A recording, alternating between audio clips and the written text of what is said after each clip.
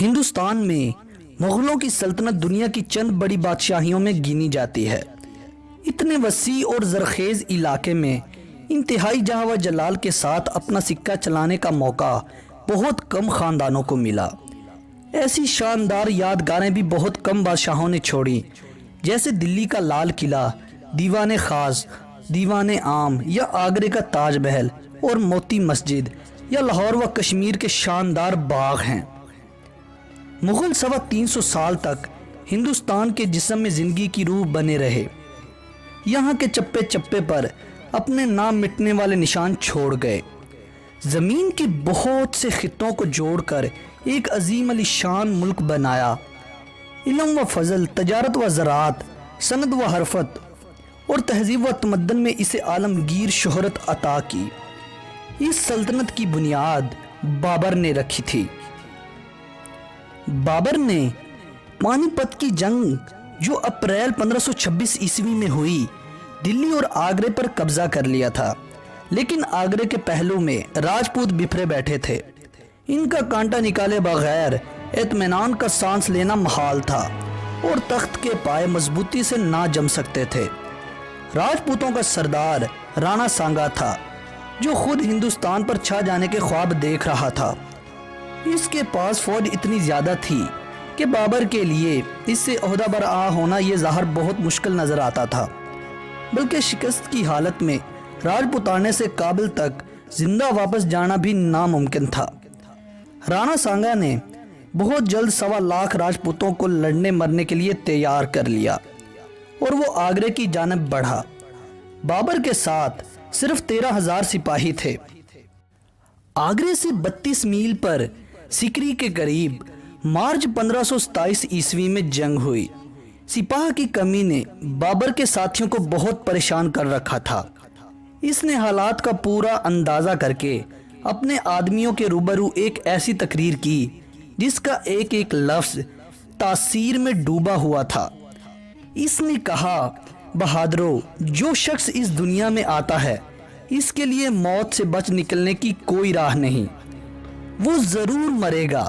سوچو ذلت کی زندگی سے عزت کی موت کتنی بہتر ہے۔ ہم مسلمانوں پر خدا کا یہ بہت بڑا احسان ہے کہ اس کی راہ میں جان دے تو شہید بنے، فتح حاصل کریں تو غازی کہلائیں۔ آؤ سب یک دل اور ایک زبان ہو کر حلف اٹھائیں کہ جب تک دم میں دم ہے میدان سے پیچھے نہ ہٹیں گے اور عزت کی موت سے منہ نہ موڑیں گے۔ یہ تقریر سنتے ہی سب کے حوصلے تازہ ہو گئے۔ لڑائی شروع ہوئی تو بابر کے ساتھی اس ہمت و جواں مردی سے لڑے کہ دوپہر تک غنیم کے قدم اکھڑنے لگے۔ پھر خود بابر سواروں کو لے کر بجلی کی طرح راجپوتوں پر گرا اور ان کے ٹڈی دل کو تتر بتر کر کے رکھ دیا۔ بہت سے راجپوت مارے گئے، البتہ رانا سانگا جان بچا کر بھاگ گیا۔ اس فتح کی یادگار میں بابر کے پوتے اکبر نے مقام جنگ پر فتح پور آباد کیا تھا، جو اب تک موجود ہے۔ راجپوتوں کو پھر سر اٹھانے کا حوصلہ نہ ہوا۔ ہندوستان میں مغلوں کی سلطنت مستحکم ہو گئی۔ اکبر کے عہدے سلطنت کے پھیلنے کا آغاز ہوا، یہاں تک کہ وہ صاحبان کی طرح پورے ہندوستان پر چھا گئے۔ بابر اس فتح کے بعد 3.5 سال زندہ رہا۔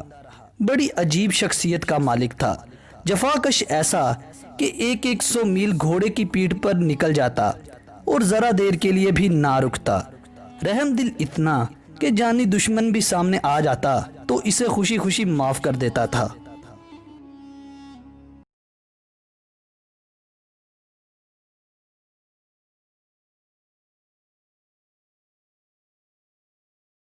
ظہیر الدین محمد بابر کی وفات کے بعد اس کا بیٹا نصیر الدین محمد ہمایوں تخت نشین ہوا۔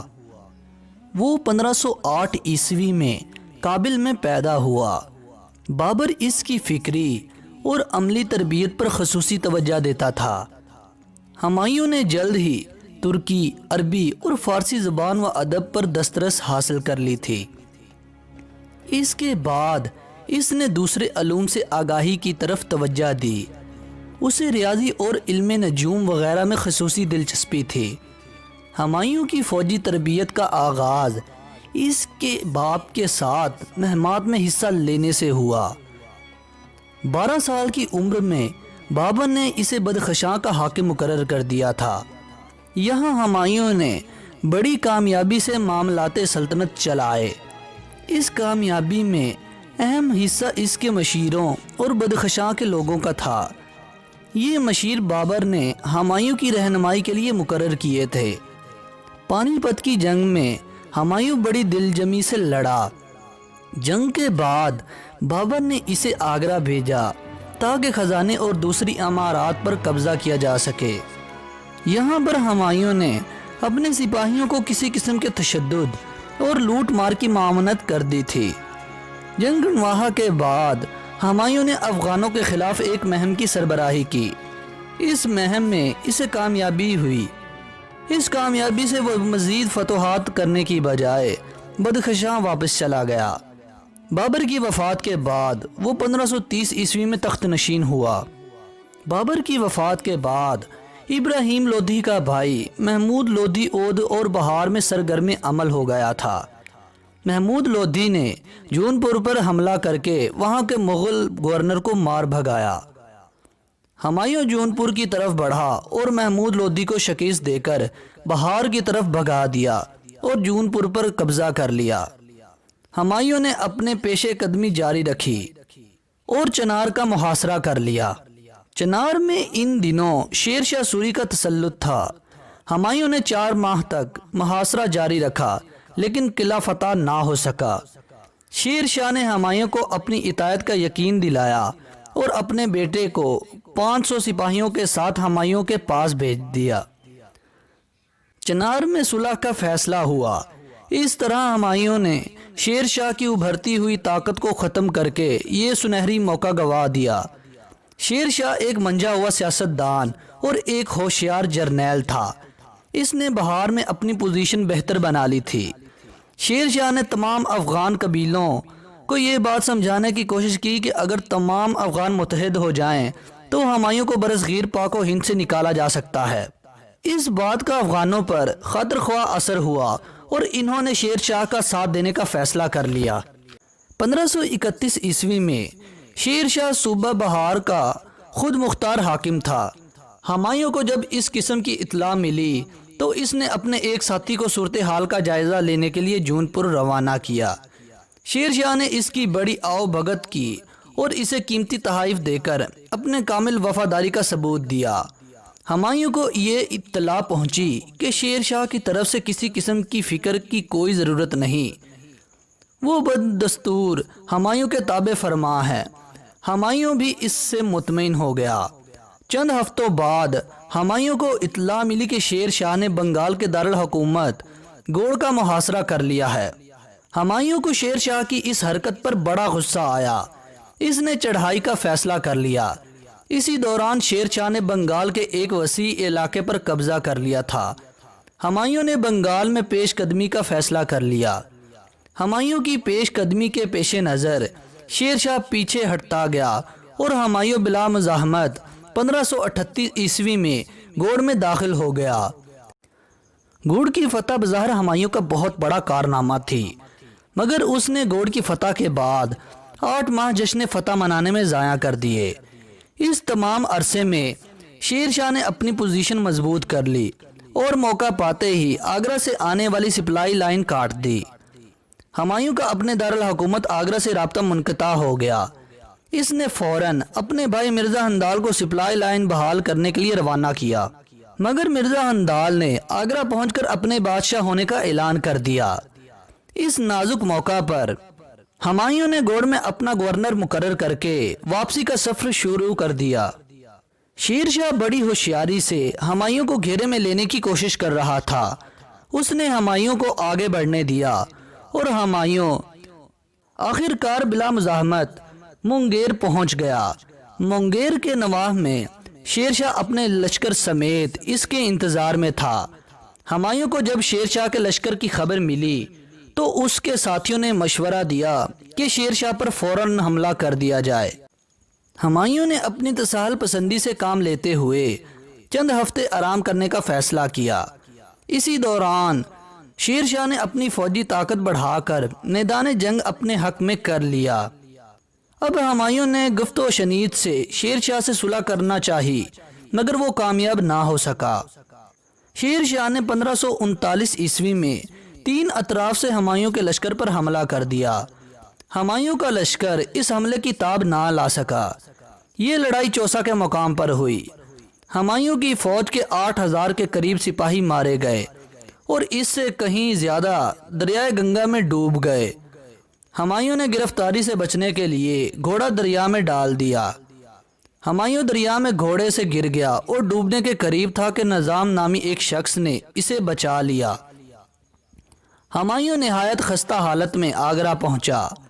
ہمایوں کے اہل خانہ شیر شاہ کے قبضے میں آ گئے۔ شیر شاہ نے انہیں نہایت احترام سے ہمایوں کے پاس بھجوا دیا۔ چوسا کی جنگ میں فتح کے بعد شیر شاہ کا وقار بلند ہوا۔ وہ چوسا سے سیدھا گوڑ آیا اور وہاں اپنی بادشاہت کا اعلان کر دیا۔ آخر ہمایوں نے بڑی محنت کے بعد 40,000 سپاہیوں پر مشتمل ایک لشکر تیار کیا۔ اس لشکر میں اکثر سپاہی ناتجربہ کار تھے، بلکہ ان میں ایسے لوگ بھی شامل تھے جنہوں نے پہلے کبھی جنگ میں حصہ نہ لیا تھا۔ شیر شاہ کو جب ہمایوں کی تیاریوں کی اطلاع ملی تو اس نے فوراً کنوج کا رخ کیا۔ ہمایوں کی آمد سے پہلے ہی شیر شاہ نے اپنی پسند کی جگہ پر پڑاؤ ڈال دیا۔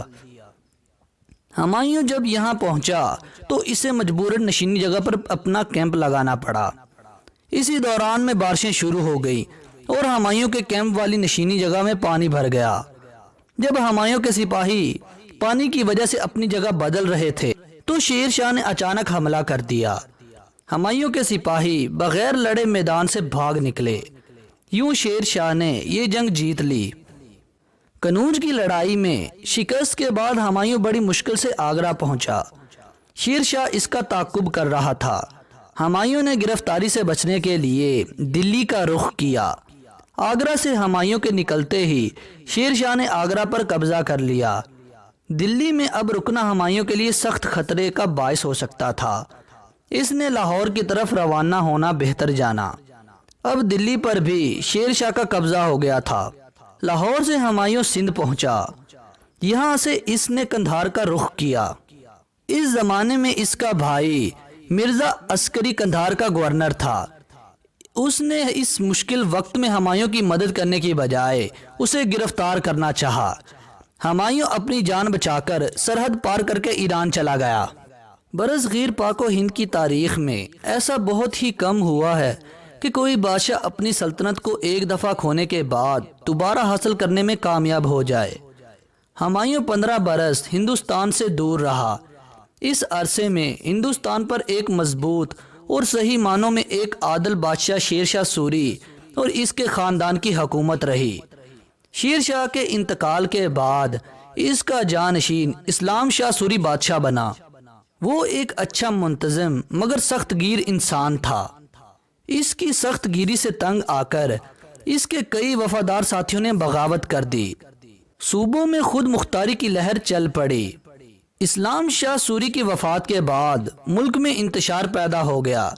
یہ حالات ہمایوں کے لیے سازگار تھے۔ اس نے 1554 عیسوی میں پشاور پر قبضہ کر لیا۔ یہاں پر اپنی پوزیشن مضبوط بنا کر لاہور کی طرف پیش قدمی شروع کر دی۔ ہمایوں نے 1555 عیسوی میں لاہور پر قبضہ کرنے کے بعد دلی پر بھی قبضہ کر لیا۔ یوں ہمایوں نے اپنی کھوئی ہوئی بادشاہت دوبارہ حاصل کر لی۔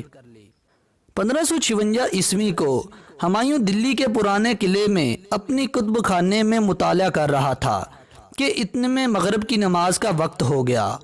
وہ نماز کے لیے سیڑھیوں سے اتر رہا تھا کہ اس کا پاؤں پھسل گیا۔ گرنے کی وجہ سے اس کے سر میں شدید چوٹ آئی، جس کی وجہ سے وہ وفات پا گیا۔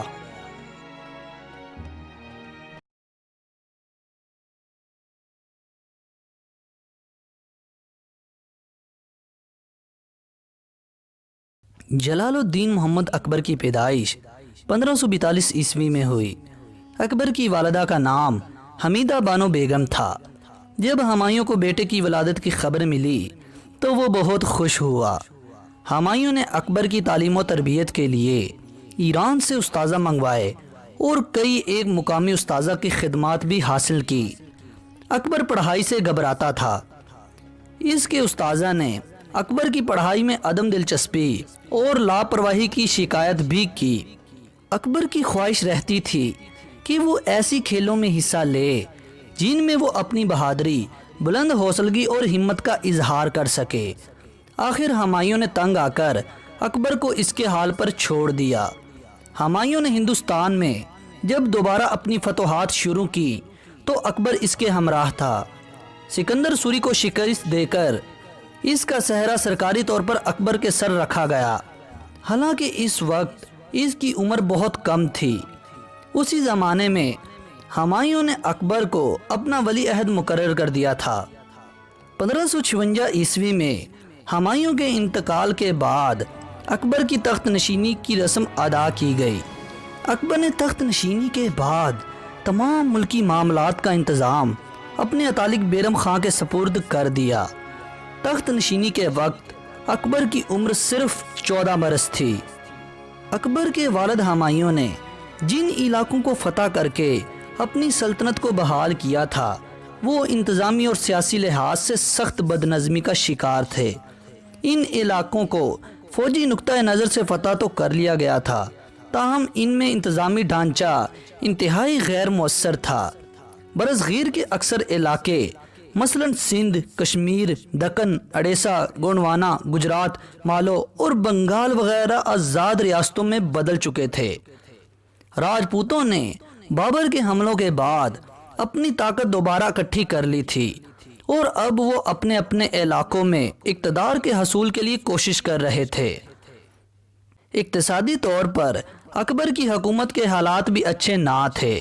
اکثر علاقوں سے مالیہ کی وصولی حکومتی خزانے تک نہ پہنچتی تھی۔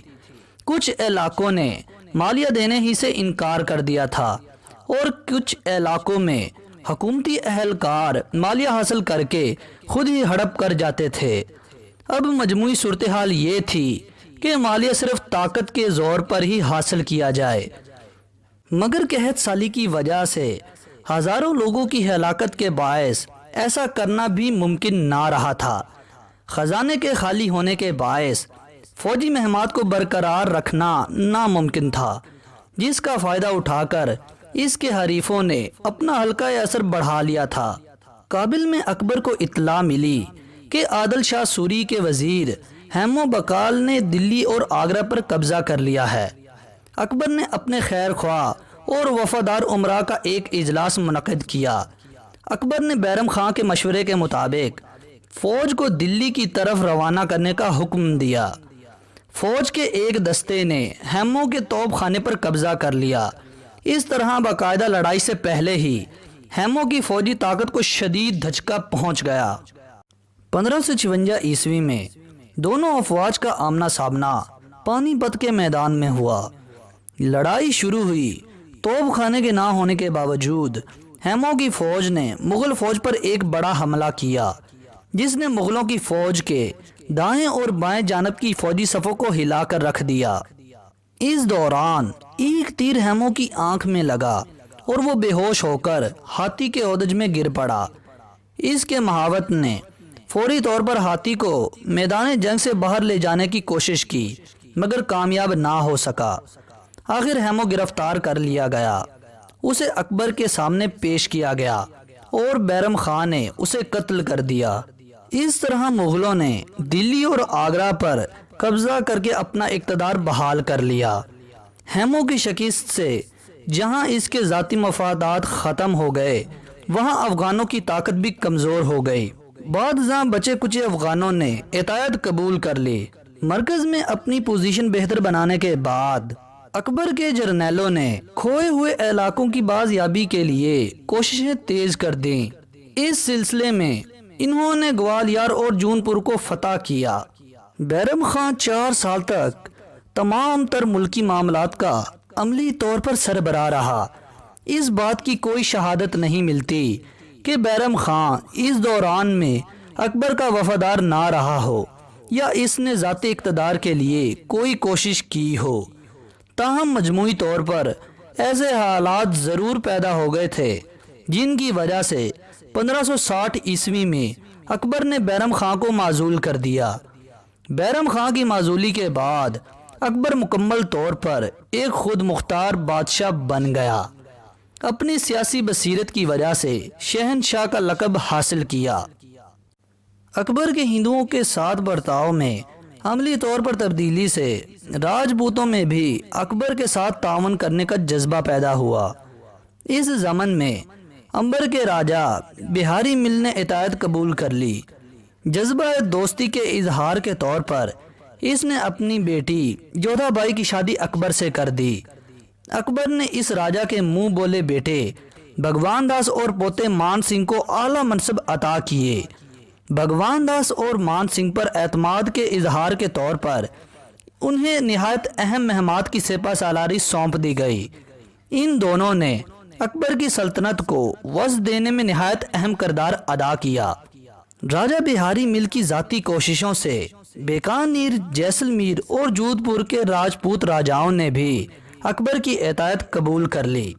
اس طرح اکبر کی جاری کردہ راجپوت پالیسی سے مغلوں کے ساتھ راجپوتوں کے خاندانی تعلقات قائم ہو گئے۔ ان لوگوں نے آنے والے دور میں بہت سی نمایاں کارنامے انجام دیے۔ 1605 عیسوی میں اکبر کا انتقال ہوا۔ انتقال سے قبل اس نے شہزادہ سلیم کو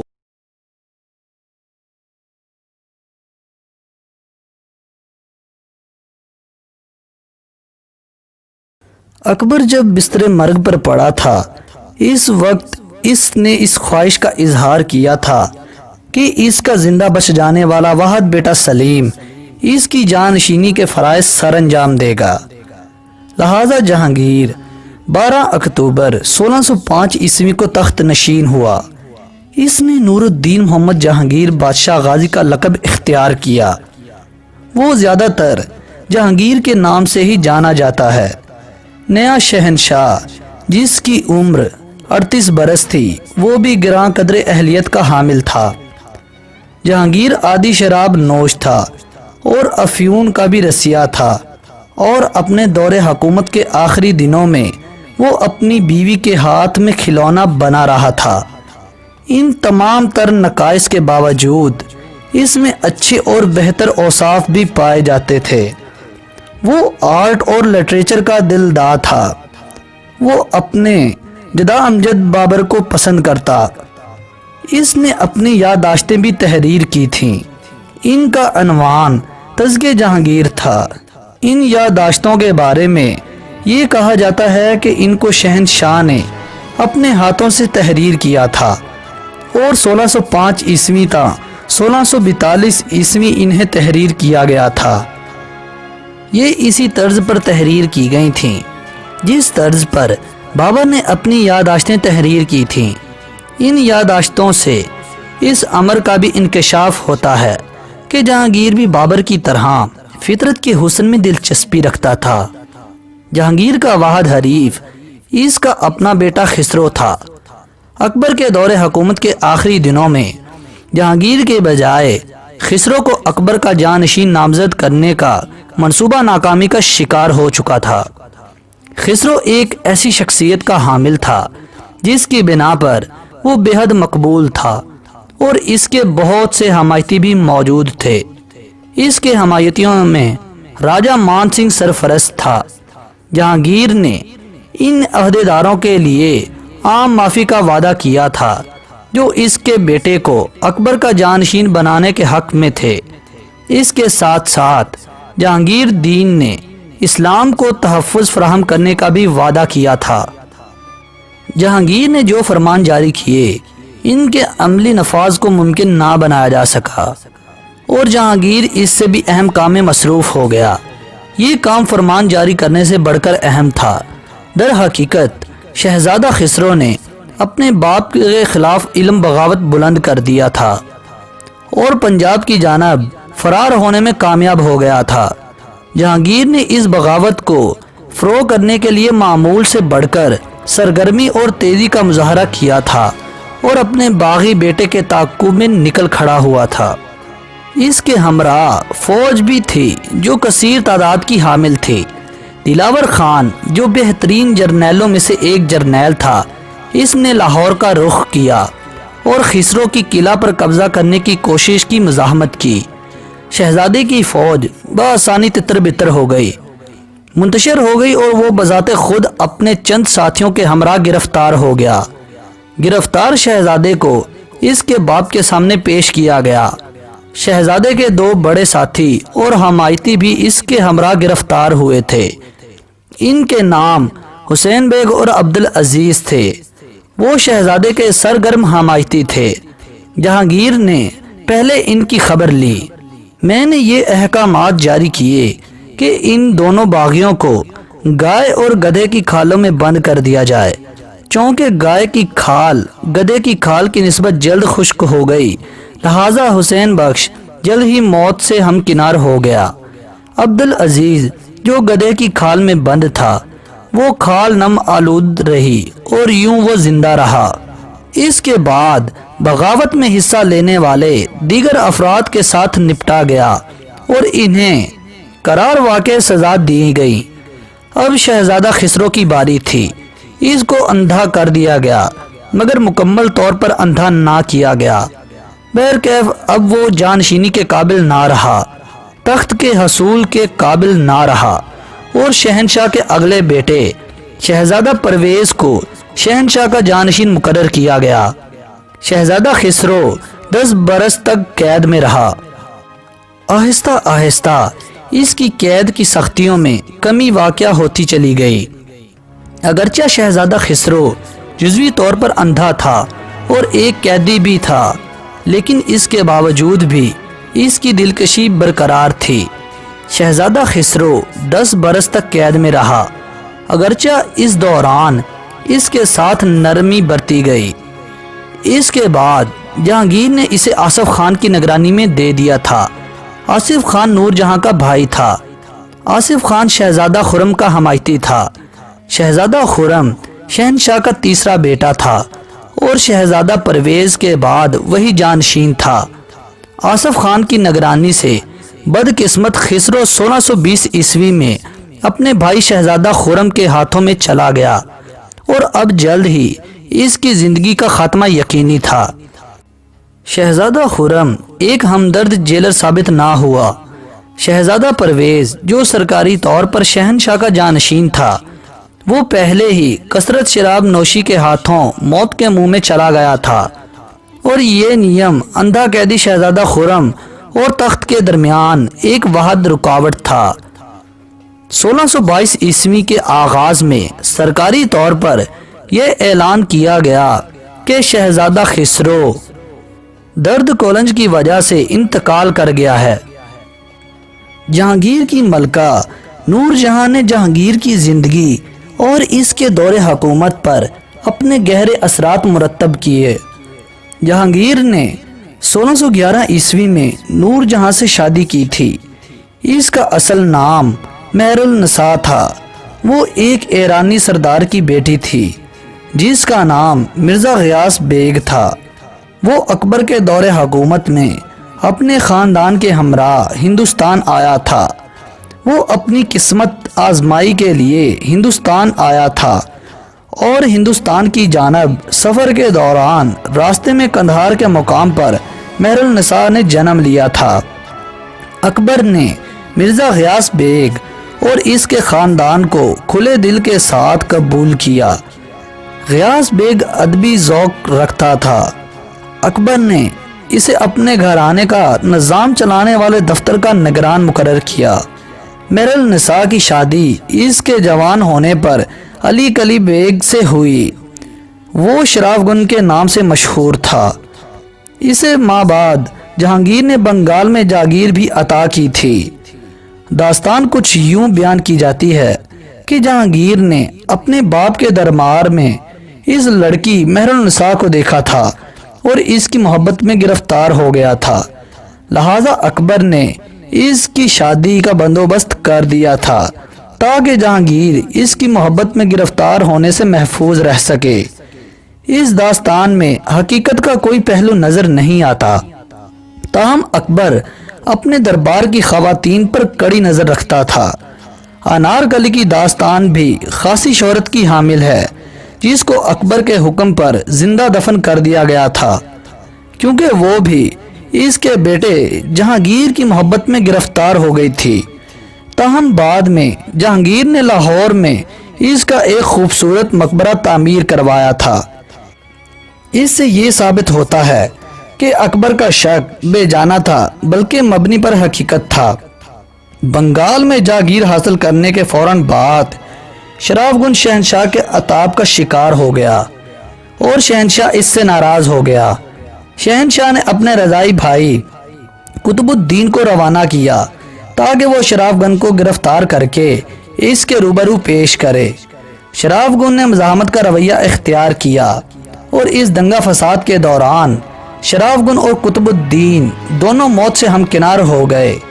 شراف گن کی بیوہ کو دربار میں روانہ کر دیا گیا، جہاں پر وہ کچھ عرصہ تک رقیہ سلطانہ کی نگرانی میں رہی۔ رقیہ سلطانہ اکبر کی ایک بیوہ تھی۔ حالات و واقعات اقبال نامہ کے الفاظ میں بیان کیے جاتے ہیں۔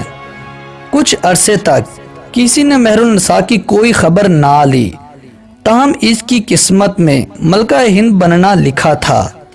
واقعہ کچھ اس طرح پیش آیا کہ نئے سال کی تقریبات جاری تھیں۔ اس وقت جہانگیر کو عنان حکومت سنبھالے 6 برس ہو چکے تھے۔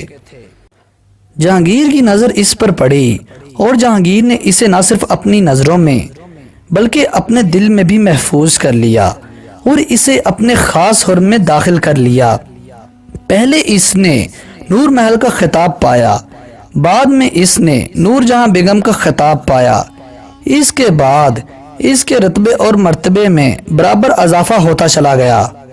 اس کے دور حکومت کے دوران تقریباً 500 یتیم بچیوں کی شادیاں کی گئی تھیں۔ نور جہاں ایک خوبصورت خاتون تھی۔ زندگی کے آخری حصے میں بھی اس کی خوبصورتی برقرار رہی تھی۔ شہنشاہ جہانگیر مکمل طور پر اس کے زیر اثر تھا۔ وہ شراب اور افیون کے نشے میں مست رہتا تھا اور نور جہاں امور سلطنت سر انجام دیتی تھی۔ وہ شہنشاہ کی ایک بہترین رفیقہ حیات تھی۔ وہ نہ صرف اس کے مشاغل میں بلکہ کیمپ کی زندگی میں بھی اس کا ساتھ دیتی تھی۔ شہنشاہ اپنی ڈائری میں لکھتے ہیں، میرے شکاریوں نے مجھے یہ اطلاع دی کہ ہمارے ہمسائے میں واقع لوگوں کی زندگی ایک شیر نے عذاب بنا رکھی ہے۔ میں نے یہ حکم جاری کیا کہ ہاتھیوں کی ایک بڑی تعداد کی مدد سے شیر کو گھیرے میں لے لیا جائے۔ شام کے وقت میں اور میرا خادم ہاتھی پر سوار ہوئے اور موقع پر جا پہنچے۔ میں نے یہ عہد کر رکھا تھا کہ کسی بھی جانور کو اپنے ہاتھوں سے ہلاک نہ کروں گا۔ میں نے نور جہاں سے کہا کہ وہ میری بندوق سے نشانہ لگائے۔ شیر کی بو نے ہاتھی کو بے چین کر دیا تھا اور وہ ایک جگہ ٹک کر کھڑا نہیں ہو رہا تھا اور ان حالات میں نشانہ لگانا دشوار تھا۔ مرزا رستم جو میرے پیچھے تھا، اس نے ہاتھی کی پشت پر بیٹھے بیٹھے 3 یا 4 نشانے لگائے، لیکن بے سود، کوئی نشانہ بھی کارگر ثابت نہ ہو سکا۔ تاہم نور جہاں نے پہلے ہی نشانہ سے شیر کو ہلاک کر دیا۔ نور جہاں نے دربار میں اپنی حیثیت کو مزید تقویت بہم پہنچائی۔ شاہ جہاں کو زیادہ دیر تک انتظار کی زحمت نہ اٹھانی پڑی۔ کثرت میں نوشی سے شہنشاہ کا جسم شکست و رغت کا شکار ہو چکا تھا۔ اس کے علاوہ وہ دمے کا بھی مریض تھا۔ 1627 عیسوی کے موسم خزاں کے دوران وہ اپنے کشمیر کے معمول کے دورے کے بعد واپس آ رہا تھا۔ اس دوران وہ شکار کھیلنے میں مصروف تھا۔ اس کے ایک شکاری کے ساتھ حادثہ پیش آ گیا۔ وہ ایک کھڑی چٹان سے نیچے آن گرا تھا اور شہنشاہ کی آنکھوں کے سامنے دم توڑ چکا تھا۔ اس حادثے نے شہنشاہ پر گہرے اثرات مرتب کیے۔ ایسا دکھائی دیتا تھا جیسے شہنشاہ بذات خود موت کے فرشتے کو اپنی آنکھوں کے ساتھ دیکھ رہا ہو۔ اس وقت شہنشاہ کی حالت بالکل تبدیل ہو کر رہ گئی تھی۔ دور دراز تک سفر جاری رہا۔ اگلے روز اس نے شراب کا ایک گلاس طلب کیا، لیکن جب یہ گلاس اس کے لبوں کے ساتھ لگایا گیا تب وہ اس کو نوش نہ کر سکا۔ رات ہونے تک اس کی حالت مزید بگڑ چکی تھی اور اگلے روز کے آغاز پر ہی وہ موت سے ہمکنار ہو چکا تھا۔ یہ اس کے دور حکومت کا 22واں برس تھا۔ اس کی میت کو لاہور لایا گیا اور شاہدرہ کے مقام پر ایک خوبصورت مقبرے میں دفن کر دیا گیا۔ جہانگیر کے ذاتی اوصاف کے بارے میں پہلے ہی بیان کیا جا چکا ہے۔ اس کے دور حکومت کے بارے میں ونسنٹ اسمتھ بیان کرتا ہے کہ اس کی انتظامیہ انہیں خطوط پر استوار تھی جو خطوط اکبر نے وضع کیے تھے، اور جہانگیر کے دور کے بارے میں یہی کہا جا سکتا ہے کہ یہ اسی دور حکومت سے مشابہ تھا جو دور حکومت اس کے والد اکبر کا تھا، اور جہانگیر کی ذاتی کمزوریوں کی بنا پر اس کا دور حکومت اپنے والد کے دور حکومت کے مقابلے میں کسی قدر شکست و رخت کا شکار ہو رہا تھا۔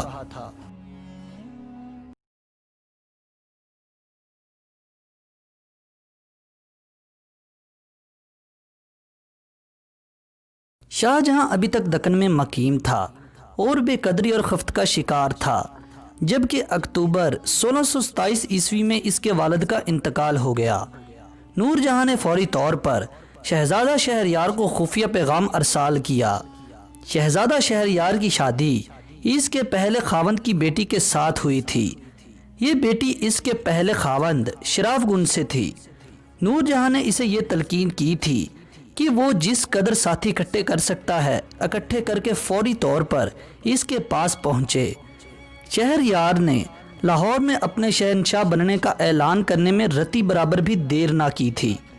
اس نے صوبائی خزانے پر قبضہ کر لیا تھا تاکہ فوج اور امراء کو دولت کے تحائف پیش کرتے ہوئے ان کی ہمدردیاں اور وفاداریاں خرید سکے۔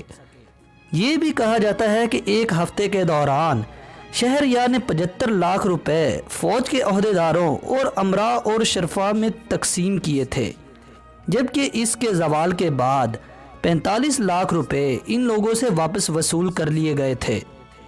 اس دوران آصف خان نور جہاں کا بھائی وہ شہزادہ شاہ جہاں کے مفاد کی حفاظت میں مصروف تھا۔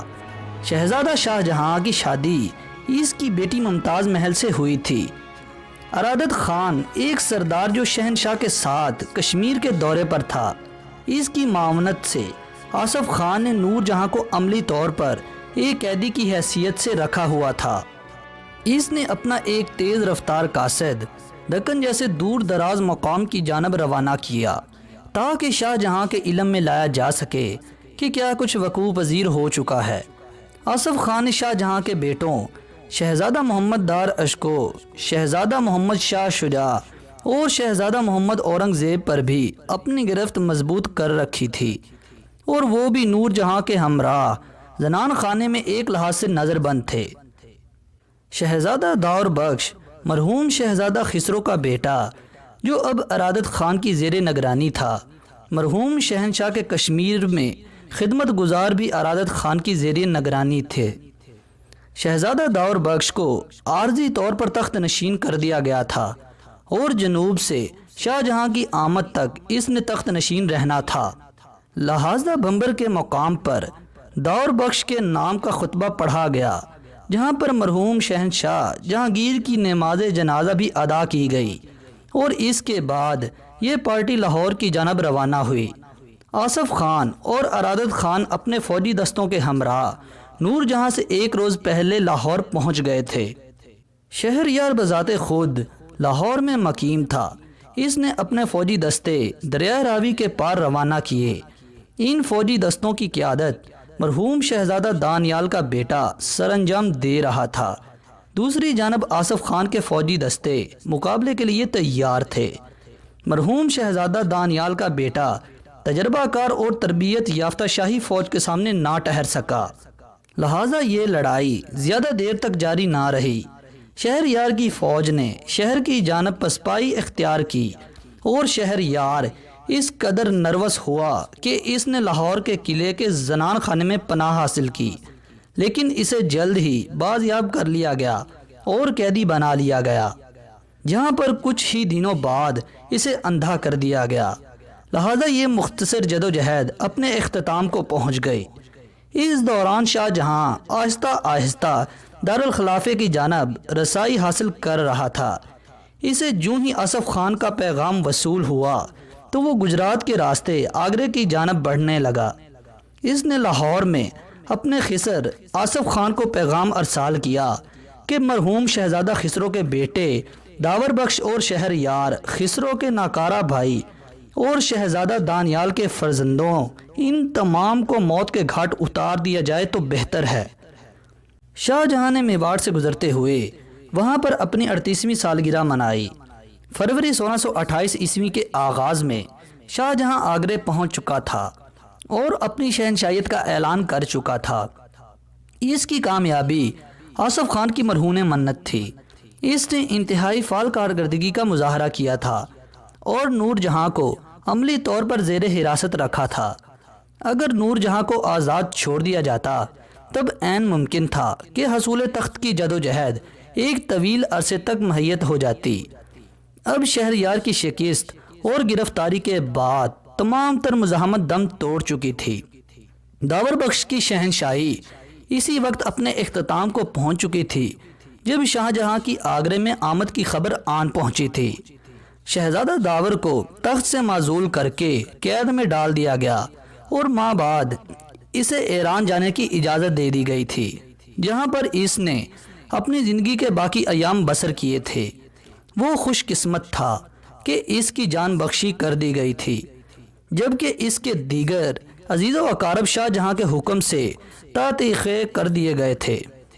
شاہ جہاں کو اپنی اس غیر انسانی سلوک کا خمیازہ اس وقت بھگتنا پڑا تھا جبکہ اس کی زندگی کے آخری ایام میں اس کے بیٹے نے اسے قید خانے میں ڈال دیا تھا۔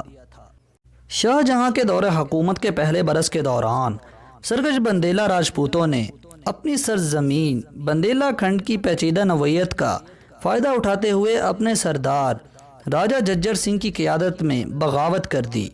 ججر سنگھ راجہ بیر سنگھ بندیلا کا بیٹا تھا۔ راجہ بیر سنگھ کو جہانگیر پسند کرتا تھا اور وہ اس کا دوست تھا۔ یہ وہی راجہ بیر سنگھ تھا جس کی مدد سے جہانگیر نے اس وقت شیخ ابو الفضل کو ہلاک کیا تھا، جبکہ شہزادہ سلیم تھا۔ جہانگیر نے تخت نشین ہونے کے بعد بیر سنگھ جہانگیر کا منظور نظر بن چکا تھا، کیونکہ وہ اس کے لیے ایک ظالمانہ فعل سر انجام دے چکا تھا، لیکن اس کی بدکیش طبیعت کو یہ عزت راس نہ آئی اور جہانگیر کے دور حکومت کے خاتمے تک وہ ایک بے وفا اور غدار کا روپ دھار چکا تھا۔ وہ جہانگیر سے 3 یا 4 ماہ قبل موت سے ہمکنار ہوا تھا اور اس کا بیٹا ججر سنگھ اس کا جانشین بنا تھا۔ ججر سنگھ نے برملا علم بغاوت بلند کیا تھا۔ اس نے اپنی فوجی قوت میں اضافہ کرنا شروع کیا تھا، اپنے قلعوں کو مضبوط بنانا شروع کیا تھا اور سڑکوں کو بند کر دیا تھا۔ لہٰذا اس کی سرکوبی کے لیے شاہی فوج کو روانہ کیا گیا۔ اس فوج کا کمانڈر محبت خان تھا۔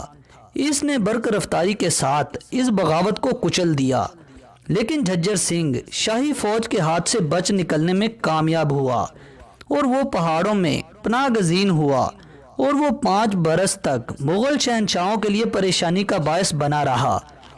5 برس بعد 1634 عیسوی ایک اور کوشش کی گئی تھی تاکہ اس کی سرکشی سے چھٹکارا حاصل کیا جا سکے۔ بندیلا کے مضبوط قلعے ایک ایک کر کے فتح کیے گئے اور جھجر سنگھ اور اس کے اہل خانہ کا شاہی فوج نے تعاقب کیا اور وہ اپنی سرزمین سے بھاگنے پر مجبور ہو گیا۔ راہ فرار اختیار کرنے کے دوران وہ ہلاکت سے دوچار ہو گیا، لیکن خان دوراں شاہی جرنیل بندیلا سردار پر اس قدر خفا اور ناراض تھا، اس پر اس قدر مشتعل تھا کہ وہ اس کی موت کے بعد اسے سزا دیے بغیر نہ رہ سکا۔ عبدالحمید لاہوری نے پادشاہ نامہ میں تحریر کیا ہے کہ وہ ان کی لاشوں کی تلاش میں چل نکلا اور ان کو ڈھونڈنے کے بعد اس نے ان لاشوں کے سر قلم کیے اور انہیں شاہی دربار میں روانہ کر دیا۔ شاہ جہاں کے دور حکومت کے دوسرے برس ایک طاقتور افغان سردار جس کا نام خان جہاں لودھی تھا، اس نے بھی شہنشاہ کے خلاف بغاوت شروع کر دی، لیکن شہنشاہ نے اس کی بغاوت کو بھی کچل دیا۔ اس کے بعد شاہ جہاں کی طاقت آہستہ آہستہ بڑھتی گئی اور اس کے بعد اس نے ہغلی کا بھی محاصرہ کیا۔ اس کے علاوہ شاہ جہاں نے فن تعمیر میں بھی اعلیٰ کردار ادا کیے۔ ممتاز محل یا نواب عالیہ بیگم، جس کا مقبرہ آگرہ میں ہے اور دنیا کے عجوبوں میں ایک عجوبہ ہے، جون 1631 عیسوی میں وہ وفات پا گئی تھی۔ اس کی وفات سے اس کے خاوند شہنشاہ شاہ جہاں کو بے حد صدمہ ہوا تھا۔ ارجمند بانو بیگم، جس کو ماں بعد ممتاز محل خطاب سے نوازا گیا تھا، وہ نور جہاں کے بھائی آصف خان کی بیٹی تھی۔ اس کی شادی شاہ جہاں سے ہوئی تھی۔ وہ اس کی وفات کے بعد محض اس کی یاد کے سہارے زندہ رہا اور دوبارہ کبھی شادی نہ کی، اگرچہ وہ اس کی وفات کے 35 برس بعد تک زندہ رہا۔ ممتاز محل کی وفات کے بعد شاہ جہاں نے اس کی یاد میں آگرہ میں ایک تاج محل بھی بنوایا تھا، جس پر ہم پہلے بھی ایک ویڈیو بنا چکے ہیں۔ اس ویڈیو کا لنک آپ کو ڈسکرپشن میں مل جائے گا۔ ستمبر 1657 عیسوی کے آغاز میں شاہ جہاں اچانک بیمار پڑ گیا اور اورنگزیب اپنے بھائیوں کے ساتھ حصول تخت کی جنگ میں مصروف ہو گیا اور دکن میں مزید جارحانہ اقدامات انجام نہ دے سکا۔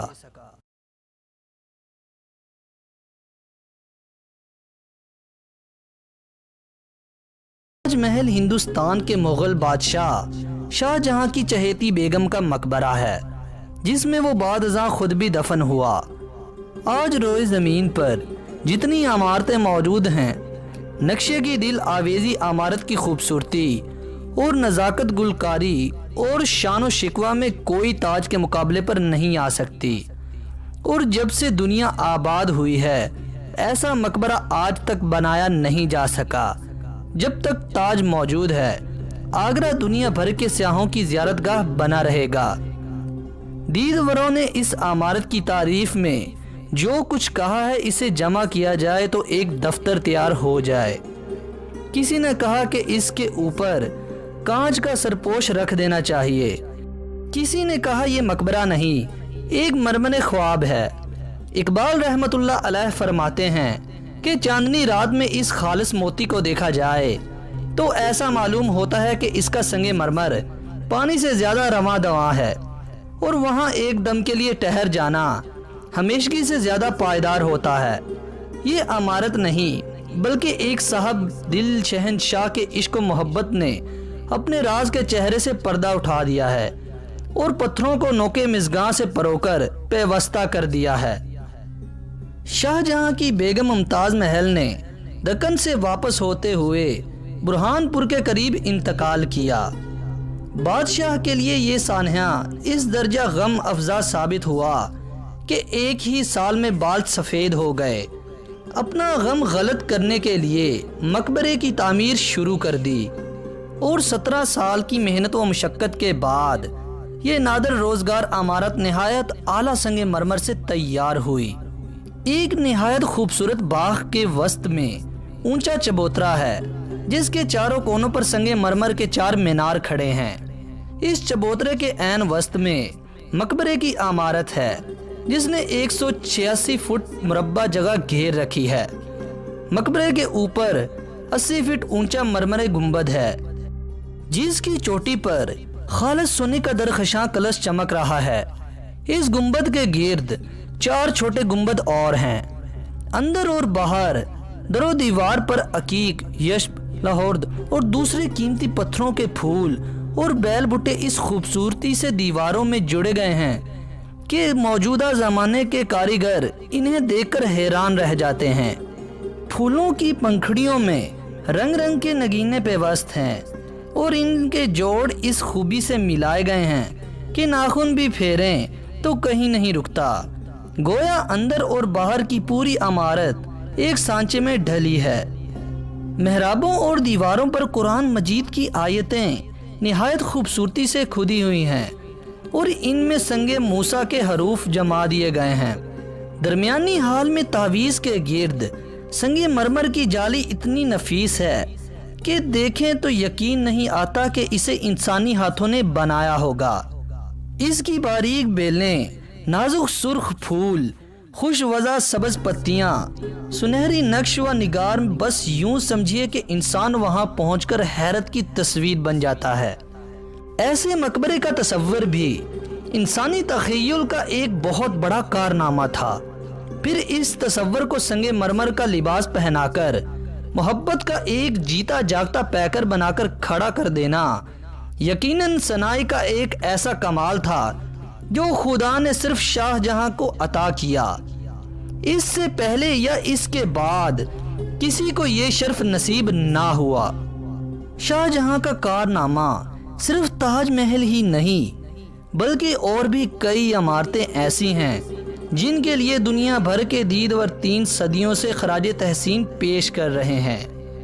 مثلا دلی کی رفیع علی شان جامع مسجد، لال قلعہ، قلعہ آگرہ کی موتی مسجد، لاہور کا شالامار باغ، کابل میں باغ بابر والی مسجد جو مہم بلغ میں کامیابی حاصل کرنے پر یادگار کے طور پر بنائی گئی تھی۔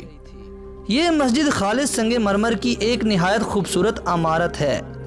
ان عمارات کے علاوہ تخت طائوس کی یاد تازہ کردہ تاریخ گواہی دیتی ہے کہ ویسا تخت آج تک دنیا کے کسی بادشاہ کو نصیب نہ ہوا۔ ذرا تصور کرو، جب لال قلعے کی دیوان خاص یا دیوان عام کی شاہی نشست گاہ میں بادشاہ تخت طائوس پر جلوس فرماتا ہوگا تو دیکھنے والوں پر کیا کیفیت طاری ہوتی ہوگی۔ تاہم ان میں سے کوئی چیز بھی تاج محل کے برابر عظمت و شہرت حاصل نہ کر سکی۔ یہ مقبرہ جب بنا تھا اس وقت بھی یگانہ تھا، آج بھی یگانہ ہے اور آئندہ بھی ایسا مقبرہ بننے کی کوئی امید نہیں۔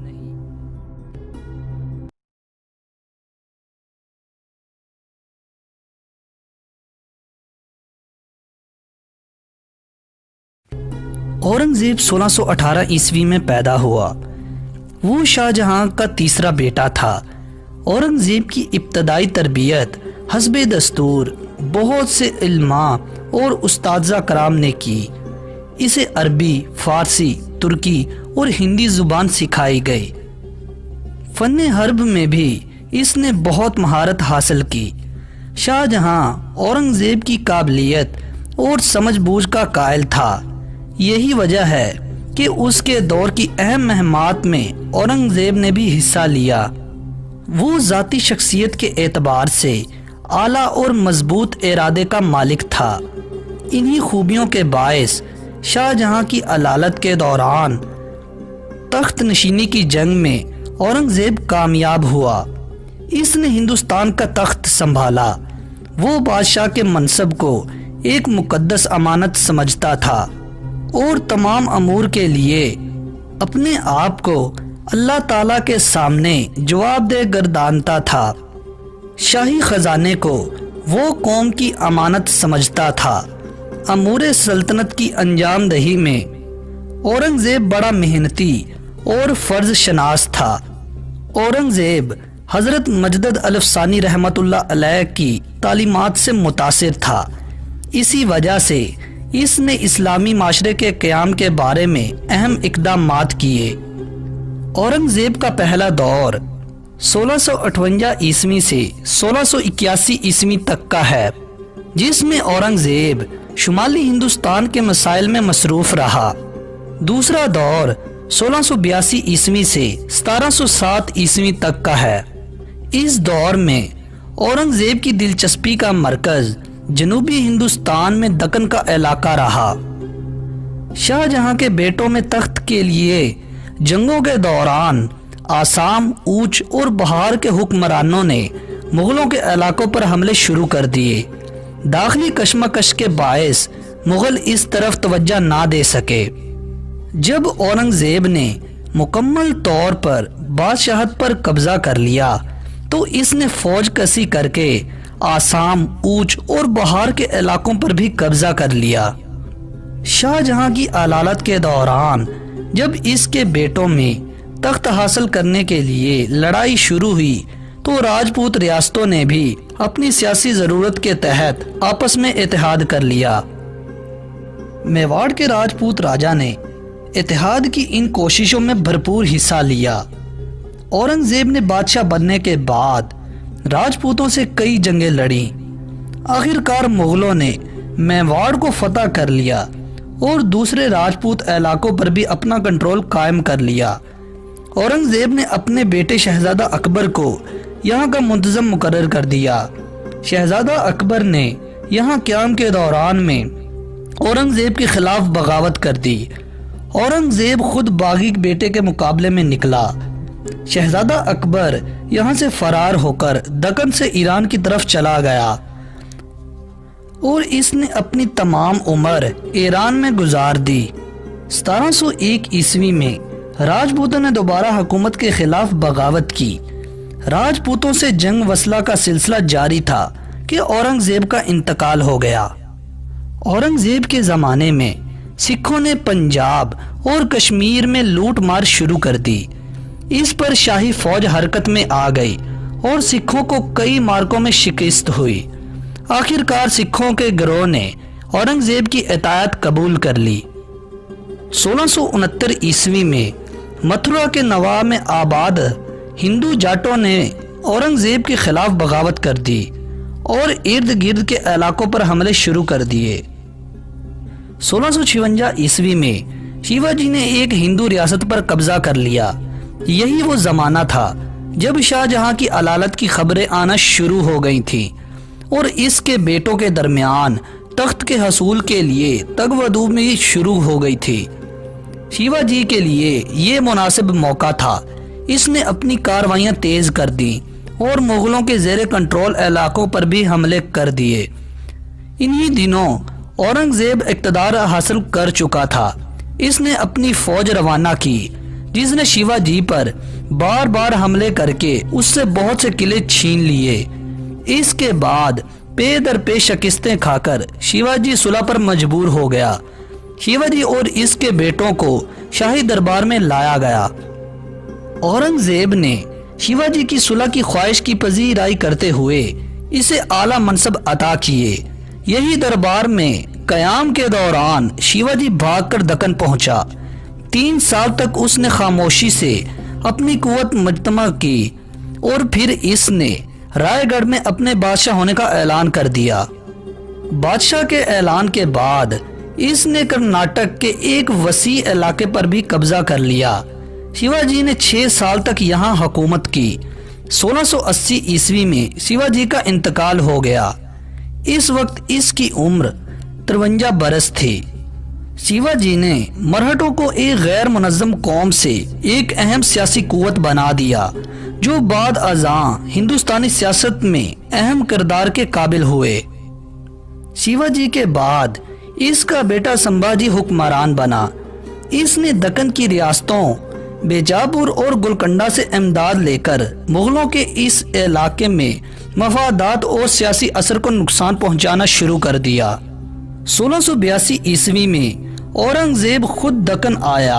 اورنگزیب کو مکمل احساس تھا کہ مرہٹوں کا خاتمہ اس وقت تک ممکن نہیں جب تک ان کی حامی ریاستوں بیجاپور اور گولکنڈہ پر قبضہ نہ کر لیا جائے۔ چنانچہ اس نے ایسا ہی کیا اور ان ریاستوں کو اپنی سلطنت میں شامل کر کے پوری قوت سے مرہٹوں کا مقابلہ کیا۔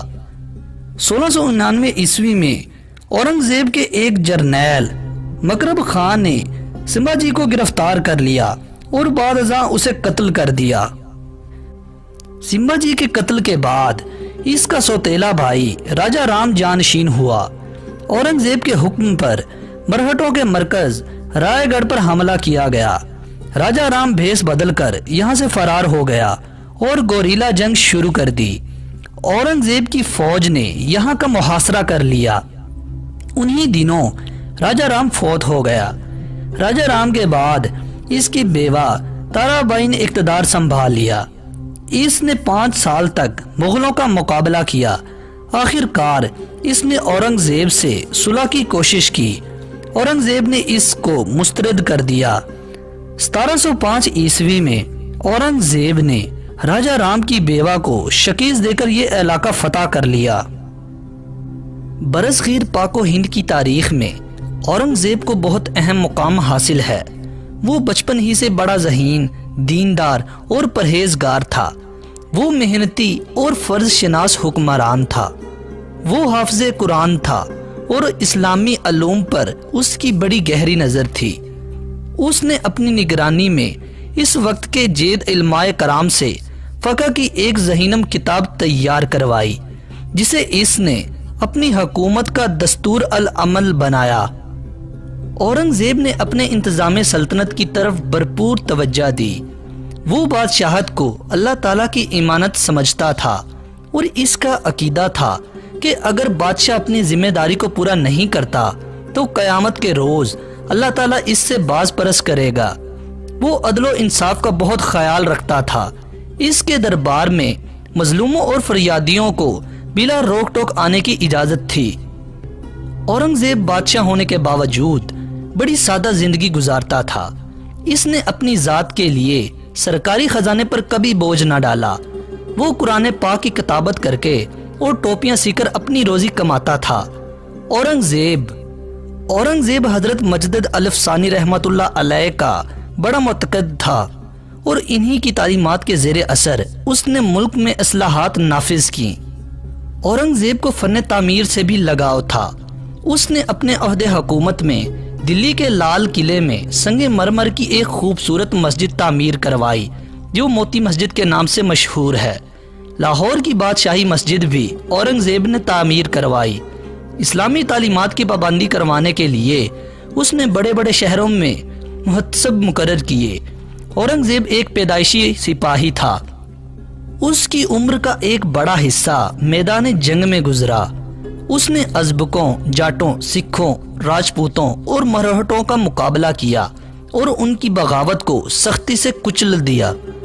हम कह सकते हैं मजहबी लगाव, सादा तबीयत, बहादुरी, जफाकशी, कुव्वत फैसला और इंसाफ पसंदी में मुगलिया बादशाहों में से औरंगजेब बादशाह का कोई सानी नहीं था।